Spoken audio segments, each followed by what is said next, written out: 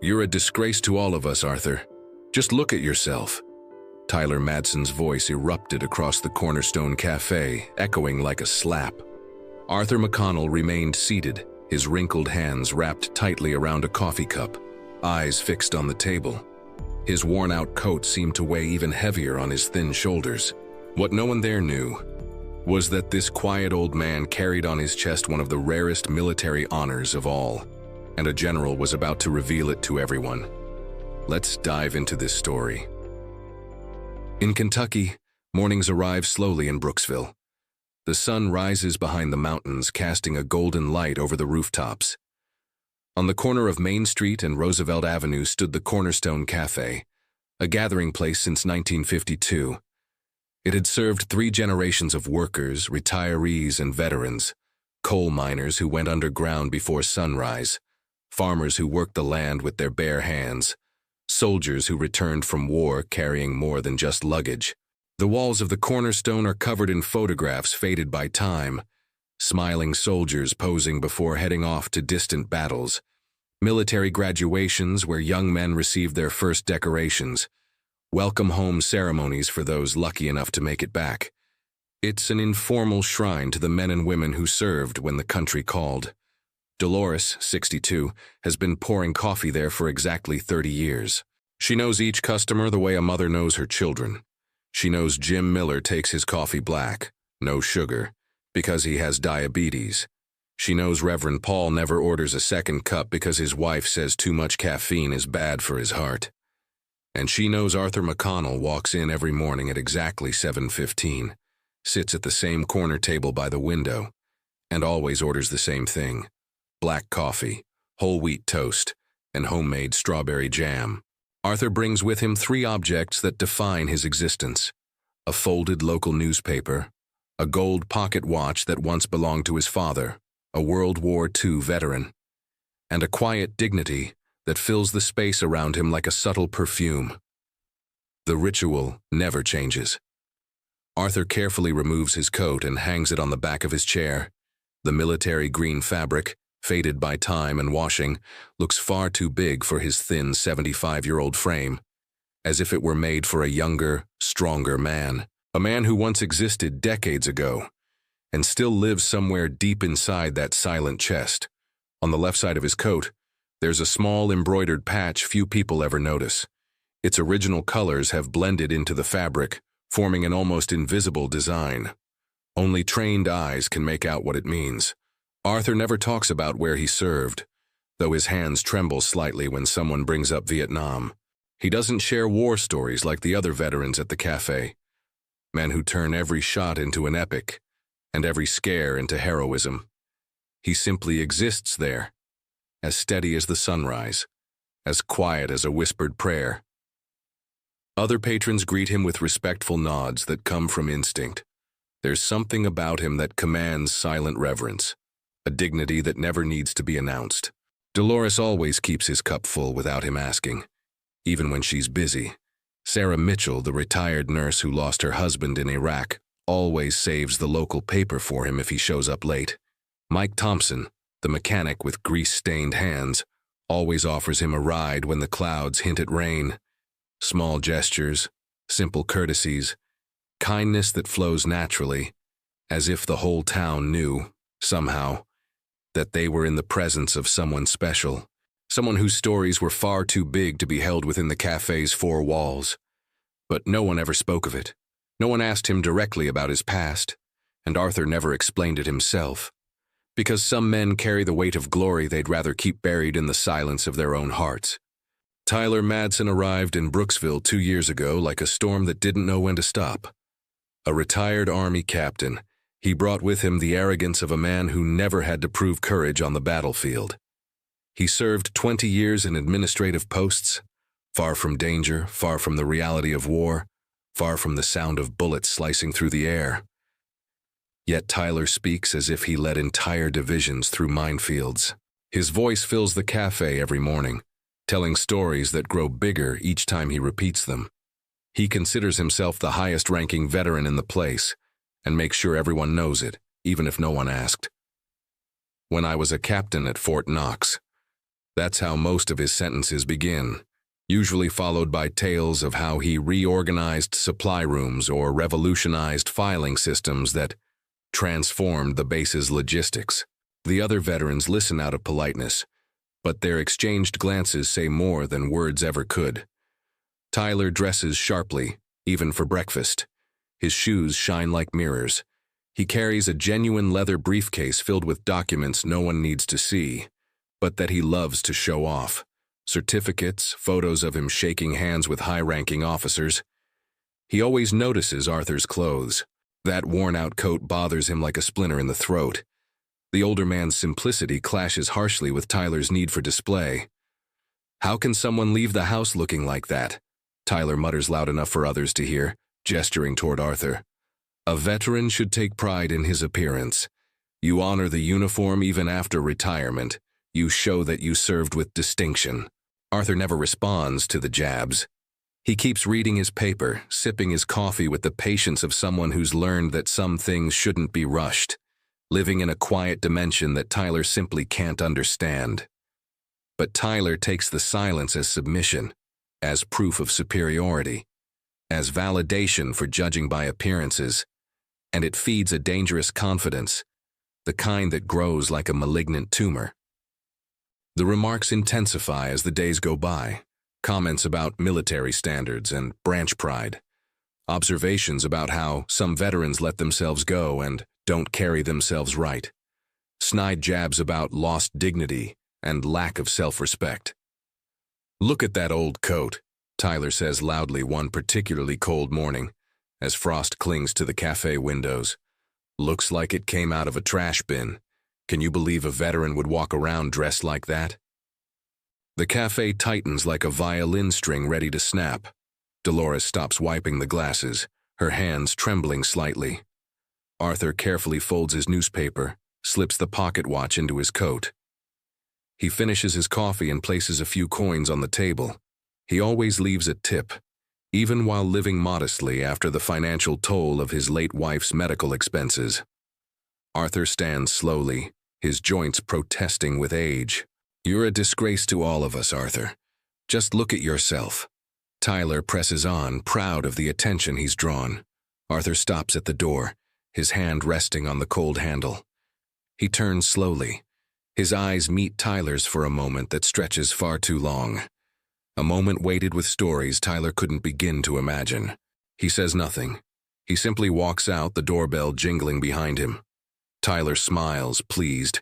He believes he's established dominance, believes he's put the old man in his place, believes he's shown everyone his superiority. He has no idea he just humiliated a man who carried more courage in his chest than Tyler could summon in 10 lifetimes. The Brooksville Veterans Memorial sits in a small town square, surrounded by century-old oak trees that have watched generations of soldiers leave, and only a few return. A modest red brick building, built in 1971 with donations from the local community. Inside, there's a library with solid wood shelves holding books on military history, biographies, and accounts of battles that changed the world. Photographs of local soldiers cover the walls like saints in a cathedral, young faces that left home full of hope and dreams. One entire wall is dedicated to those who never made it back, their names etched into bronze plaques that catch the soft light filtering through the tall windows. Every Saturday at exactly 8 a.m., Arthur arrives with a green canvas bag filled with homemade tools and cleaning supplies, all paid for from his own retirement check. The ritual always begins the same way. He adjusts the frames so they're perfectly straight. He alphabetizes the books, checks for pages damaged by moisture, repairs loose covers with clear tape. Each book is handled with reverence. On the main wall, he built a wooden shelf with his own hands where he places small vases of flowers, always fresh flowers, changed every week. Arthur cleans each photograph individually, dusting them with the care of a surgeon handling a vital organ. He wipes the smiling faces of young men who left and never grew old, preserving their memories like cherished family heirlooms. He keeps cleaning, one by one, as if each face belonged to a brother lost along the way, because in a way they were all his brothers, bound by the shared experience of serving when the country called. It was November 11th. Brooksville's town square was decorated for Veterans Day, with American flags fluttering in the crisp autumn wind. A small stage had been set up in front of the memorial. Rows of chairs were lined up for the annual ceremony. Arthur arrived early. He sat in the last row, far right corner, almost invisible among the leafless trees. Tyler Madsen strutted around the square in a spotless uniform, greeting everyone as if he were the guest of honor. The mayor gave a speech about patriotism and gratitude. The local pastor offered a prayer for those who had served. The high school band played the national anthem with more enthusiasm than precision. General Robert Clark was the special guest that day. At 65, he had commanded troops in the Gulf, Panama, and Afghanistan. He knew what true heroism looked like. As he prepared to give his speech, his trained eyes scanned the small crowd. And then, he saw him. In the corner of the last row, an elderly man in a faded military coat. But it wasn't the coat that caught the general's attention. It was the small patch on the left side of the chest, faded by time, almost invisible from a distance. But General Clark knew that symbol. He had served alongside men who wore it. A few. A very few. He paused and set his prepared speech aside. Ladies and gentlemen, if I may, there is someone among us wearing the Medal of Honor, the highest military decoration in the United States, awarded only for acts of valor that go far beyond the call of duty. Tyler, already stepping forward, thinking the recognition was for him, froze mid-step. The general stepped down from the stage. He walked toward Arthur. The crowd stirred, murmuring in confusion. Arthur looked up, surprised. "With your permission," the general said quietly. Arthur nodded. General Clark leaned in to study the faded embroidery up close. Then he stood tall and saluted Arthur. One by one, everyone in the crowd rose to their feet, hands lifted in salute. Even the children, and not fully understanding, mimicked the adults around them. Arthur remained seated, calm, as always. Then, slowly, he stood and gave a respectful nod to the crowd. From that moment on, nothing felt ordinary anymore, because truth, when it finally reveals itself, has the power to change everything. Tyler Madsen couldn't sleep that night. The general's words echoed in his mind. Medal of Honor. How? The next morning, Tyler arrived at the Cornerstone Cafe earlier than usual. Arthur hadn't shown up yet. Tyler sat at a table near the old man's usual corner and listened quietly to the conversations around him. Sarah was telling Dolores about her grandson, Tommy, who had nearly drowned. Arthur jumped into that freezing water without a second thought. 75 years old, and he swam like a man in his 20s. He saved my grandson and vanished before the ambulance even got there. Mike chimed in. You all know he pays out of pocket to maintain the memorial, right? Seriously. Dolores stopped wiping the counter. And the flowers he puts there every week? That's him too, all from his own wallet. Tyler sat in silence, feeling the weight of his own arrogance. He remembered every cruel word he'd said about Arthur's clothes, every dismissive comment about the man's simple appearance. At 7:15 sharp, Arthur walked into the cafe. He made his way to his usual table in the corner. Dolores brought his coffee, just like always. Tyler watched his every move. This man had saved lives.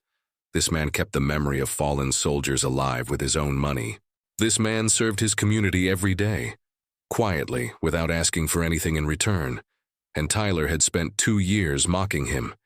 He finished his coffee without touching the food, left $5 on the table, more tip than he'd ever left in his life, and walked out of the cafe with one single truth in his heart. Some mistakes are too big to fix with words, but you still have to try. At 10 a.m., Tyler knocked on the door of Arthur's small house, a simple wooden structure painted white with a front porch. No one answered. A neighbor, a man in his 60s watering plants in the garden next door, watched Tyler with curiosity. Looking for Arthur? Yes, I need to talk to him. On Saturdays, he's always at the memorial. He's probably there now. Tyler drove to the town square. The Brooksville Veterans Memorial looked different to him now. It wasn't just a red brick building. It was a temple, kept alive by the devotion of one man. He pushed open the glass door and stepped inside. Arthur was kneeling in front of the main wall, gently cleaning a photograph. He stood slowly, turned, and saw Tyler. "Arthur, Tyler searched for the words. "I came to ask for forgiveness." Arthur picked up another cloth and resumed cleaning the photos. "No need." "There is," Tyler said, stepping closer. "I spent 2 years humiliating you, thinking I was better. I thought I was the one who mattered most. But the truth is, I was standing in front of the greatest all along." Arthur paused, looked at Tyler. "I only did what needed to be done, and I still do." He turned back and continued wiping the photos. Tyler stood beside him, silently, respectfully. "Can I help?" Tyler asked. Arthur handed him a clean cloth. "Start on that side." The two men worked side by side for the rest of the morning, because sometimes the greatest lessons are the ones never spoken, and sometimes the greatest victory is turning an enemy into a friend, not through the power of force, but through the strength of example. If you believe that stories like this deserve to be valued and remembered, subscribe to the channel, because some legacies don't echo through applause. And if this story moved you, hit the like button and share your thoughts in the comments. Your opinion truly matters. It'll be a pleasure to read and reply to every message.